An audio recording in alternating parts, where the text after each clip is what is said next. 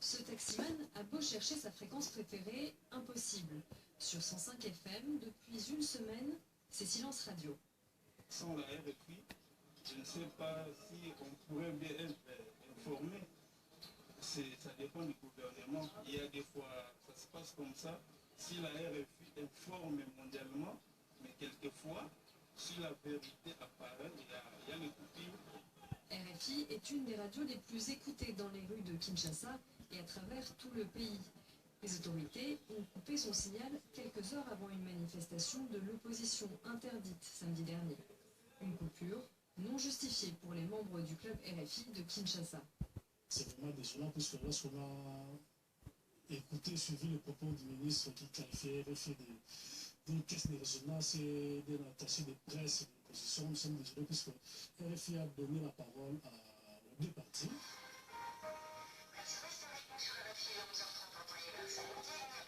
Les frontières n'arrêtent pas les ondes, alors c'est sur la fréquence de la voisine congolaise Brazzaville qu'on écoute les informations. Mais à Lubumbashi, où le signal est également coupé, les fidèles sont toujours privés de RFI. Le président d'une association de journalistes tente d'obtenir le rétablissement des ondes dans tout le pays. La démocratie se nourrit de la contradiction. Lorsqu'il y a un son contradictoire, ça fait partie de la vie démocratique d'un pays. Et surtout pour un pays qui s'appelle République démocratique du Congo. À Radio Okapi, on continue à travailler, mais le média de la MONUSCO est également coupé.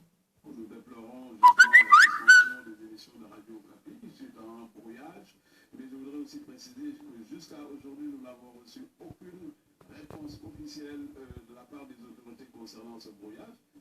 En temps normal, Radio Okapi comme RFI émettent 24 heures sur 24 dans toute la RDC.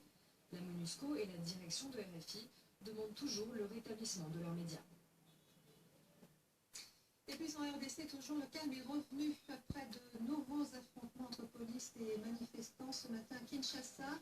Les étudiants dénoncent la hausse des frais d'études universitaires. Ils sont passés de 250 $ l'an dernier contre 350 $ cette année. Les forces de l'ordre ont tiré des gaz lacrymogènes. Les étudiants ont riposté par des jets de pierre.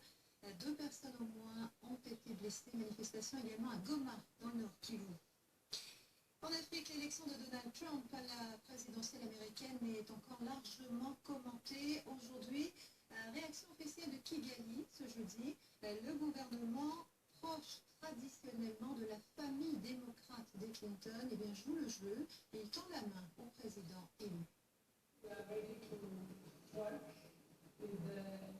Nous sommes prêts à travailler avec la nouvelle administration américaine. Nous avons toujours eu de bonnes relations avec les États-Unis, en particulier ces 20 dernières années. Ces relations restent très bonnes. Pour nous, la question est de montrer notre disponibilité à collaborer avec la nouvelle équipe. Maintenant, c'est aux nouvelles autorités de répondre favorablement à notre requête, mais bien sûr, nous devons renforcer et consolider ces relations déjà existantes. Et puis c'est l'un des à côté inédits de cette présidentielle américaine, une Somalienne a été élue mardi au Congrès américain. Je rappelle que les électeurs votaient également pour une partie du Sénat et la Chambre des représentants. Ilan Oman a remporté un siège. Nous sommes en direct avec notre correspondante à Washington, Elisabeth Guedel. Bonsoir. Une Somalienne au Congrès, c'est une première, Elisabeth. Alors, qui est cette jeune Ilan Oman? Alors, Ilan Omar est une jeune femme de 34 ans, mariée et mère de 3 enfants. Elle est née effectivement en Somalie, un pays qu'elle a dû quitter à l'âge de 9 ans en raison de la guerre civile. Elle a vécu dans les camps de réfugiés au Kenya avec sa famille avant d'immigrer à l'âge de 13 ans aux États-Unis. Alors, elle a grandi dans le Minnesota. C'est son père et son grand-père qui l'ont élevée. Un grand-père très passionné par la vie politique locale. Il emmenait sa petite fille régulièrement dans les meetings politiques et c'est là que Ilan Omar a fait ses premières armes jusqu'à briguer elle-même un mandat. Donc elle est rentrée effectivement dans l'histoire des États-Unis mardi en étant la première parlementaire d'origine d'Afrique de l'Est. l'Est. Une victoire doublement importante, tout d'abord pour les Somaliens du Minnesota. Minnesota qui est l'État américain qui comprend la plus vaste communauté somalienne du pays, et puis très important pour les musulmans des États-Unis.